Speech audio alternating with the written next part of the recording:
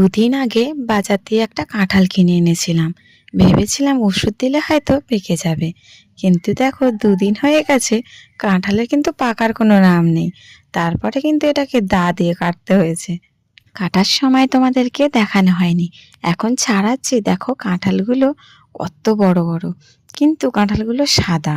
মিষ্টি হবে কিনা জানি না। আর আমি তো কাঁঠাল একদমই খাই না, কাঁঠালের গন্ধ আগে আমি মোটে নিতে পারতাম না। এখন যেহেতু কাঁঠাল ছাড়াই, তাই গন্ধটা নেওয়া অভ্যাস হয়েছে, কিন্তু খাওয়া অভ্যাস হয়নি। আর কাঁঠালটা অনেকটাই শক্ত আছে বলে তাই অল্প কটা বার করে আবার রেখে দিলাম, কালকেরে কাটবো যদি আর একটু নরম হয়। আর কাঁঠাল ছাড়াতে আমার যতটা ভালো লাগে, তার দ্বিগুণ খারাপ লাগে এই আঠাটা। হাতে এমনভাবে জড়িয়ে যায়, ছাড়ানো যায় না। কি আর করব, তেল মেখে ছাড়িয়ে নিলাম। আমার শ্বশুর শাশুড়ি আর যাদেরকে দিয়ে ঘরের জন্য 5-6 পিস রেখেছি। আমি তো খাবো না, আর ওর বাবা আর আমার পুচকি খাবে। কাঁঠালের সাইজগুলো এত বড় বড়, 3-4টে খেলেই হয়ে যাবে। আর আমার পুচকি টিউশনি থেকে সবে আসলো, ও এসে তো কাঁঠাল থেকে খুব খুশি।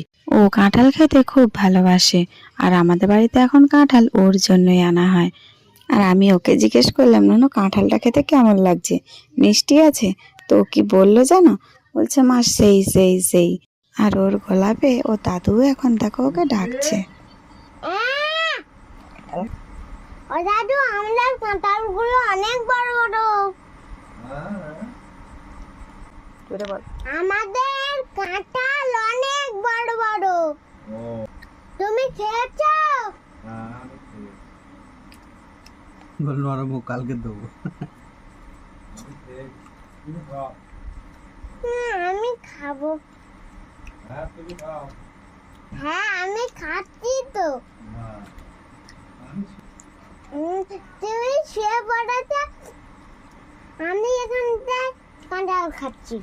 আমার মেয়েই বলেছিল মা একটা কাঁঠাল আনবে, আর ও দেখো এখন কত খুশি। আর কি চাই বলো।